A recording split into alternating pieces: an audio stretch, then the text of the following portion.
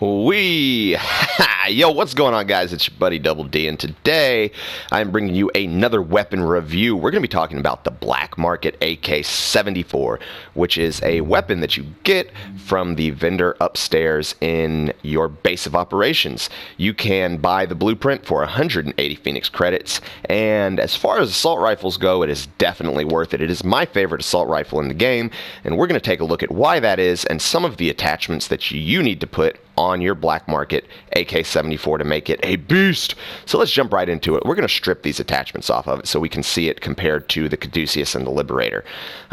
Let's see. Right now you can see we're doing 10.8k damage per shot, 600 rounds per minute with 30 rounds in the magazine. The Caduceus boasts a damage of 10.1 thousand, so a little lower. Rounds per minute going to be 625, so a little higher, and the magazine size stays the same. The Caduceus does have a little bit better accuracy, reload speed, and range with less stability.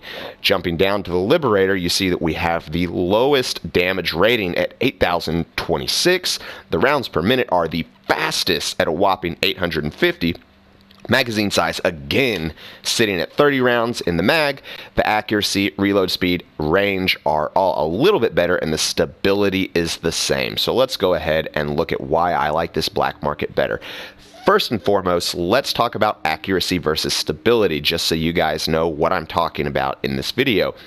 Accuracy is the cluster of bullets. So basically, the higher your accuracy rating, the tighter you can group those bullets, which means the more that are going to land on the head when you're aiming for headshots versus kind of spreading all over the place.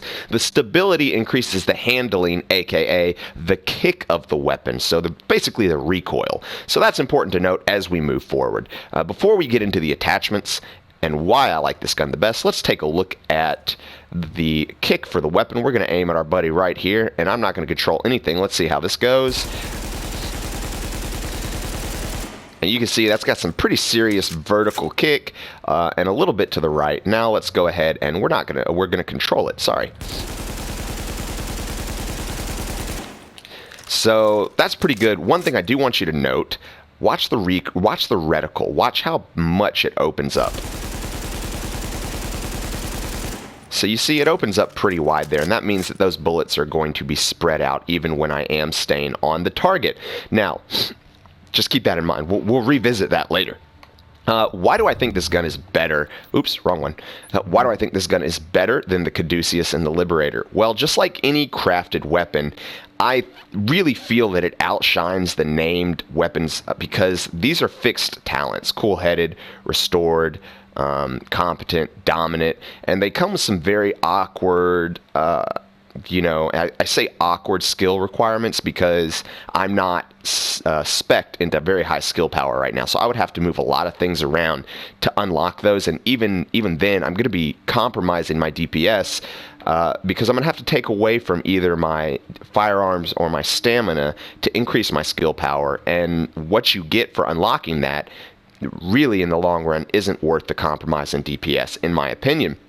With crafted weapons, you can craft them over and over and over and over, and well, you get the picture until you get the desired talent combination that you want. Now, this isn't the best roll. I have Destructive, which is really nice. It's gets rid of those pesky armor shields that the elites have a little quicker.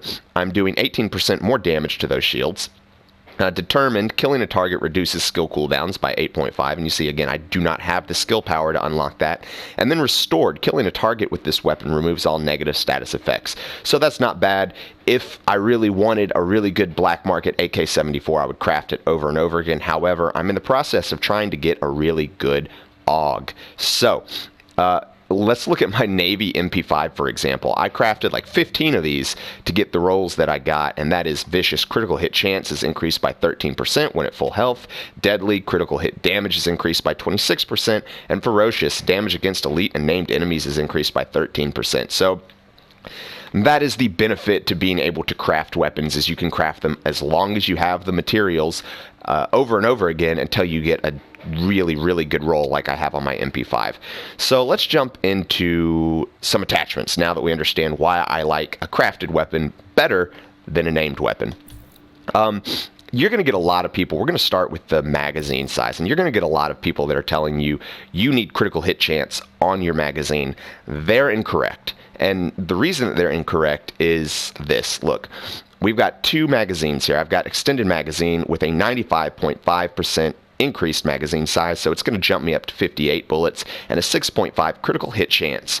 That jumps me up to 113,636. So we'll just round it up to the 1,000. So 113,000 damage, right? Now, if we jump down here, you see I lose one bullet, but I yeah, that's the right one. Sorry. I lose one bullet, but I'm going to jump up almost 10,000 more DPS, over 10,000 more DPS. 13,000. Sorry, I don't math so well. That's why I play video games. So this has a magazine size and rate of fire on it. And the reason that you want rate of fire on your gun magazine instead of critical hit chance is simply because you can get critical hit chance everywhere else. It caps out at 60%, I believe. But you can put it on your gear, you can put it, you can even get mods with it. There are lots of other places to make up your critical hit chance. You are only going to get rate of fire on the magazine, and it is a substantial DPS jump, as you can see. So we're going to stick with the rate of fire. Let's jump down now to our grips, and this is what I was talking about when I was comparing accuracy and stability. This is really important. If you look, let's take a look at this angled grip versus my PEQ-15 laser dash green. I don't know what kind of name that is. So the angled grip is going to increase my DPS, as you can see. But why is it increasing my DPS? Because there's no critical hit chance, there's no critical hit damage, there's no headshot bonus damage, there's nothing. And it's simply put, the game is going, okay, you're increasing your stability and your accuracy, which means you have the potential to land more of your shots, which means a potential to increase more DPS. So it's not really increasing your DPS, but it kind of is. So keep that in mind. But if you look at this angled grip, it's going to jump me to 132,000. If I put this one on, it jumps me to 134,000.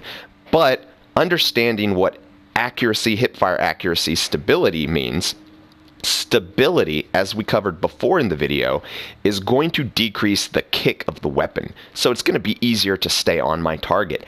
Accuracy is going to increase the cluster, or keep the reticle tighter when I'm shooting full auto. Hipfire accuracy obviously is going to increase my accuracy when I'm shooting from the hip, but knowing what stability and accuracy do, I am going to choose this one, even though it is less of a DPS jump. And that's just really important when you're choosing your grips. Here, this is a no-brainer. We've got accuracy and critical hit chance versus horizontal stability and initial bullet stability. Obviously, we're going to go with accuracy and critical hit chance. Now, jumping into the scope, this is another one for you guys to pay attention to. With the Ak-74 and the Vector, you can actually put large optic mods on your gun, meaning a sniper scope. I don't prefer that. I don't like it. I don't like not being able to zoom in or having to look down the scope of a sniper rifle with a fully automatic weapon. But that's just me and my personal preference. It is a DPS jump, and the reason that it's a DPS jump, let's take a look at this versus this. Reflex sight is going to give me 16.5 optimal range and 6% critical hit chance, whereas the MK4 is going to give me 5.5 critical hit chance. But here's the big one. It's going to increase the headshot damage by 18%. So if you're really trying to push up the DPS to the max, you're going to want to put one of these larger optics on either this or your Vector. So we're going to go ahead and put that one on there just for you guys, and then we're going to make it pink, because pink AK-74, what's not to love? All right, very good. Now you can see that we've jumped up the DPS to 156,000. We've got damage is still sitting at 10.8 thousand because, there's nothing that is actually going to increase the damage per bullet except for assault rifle damage, things like that.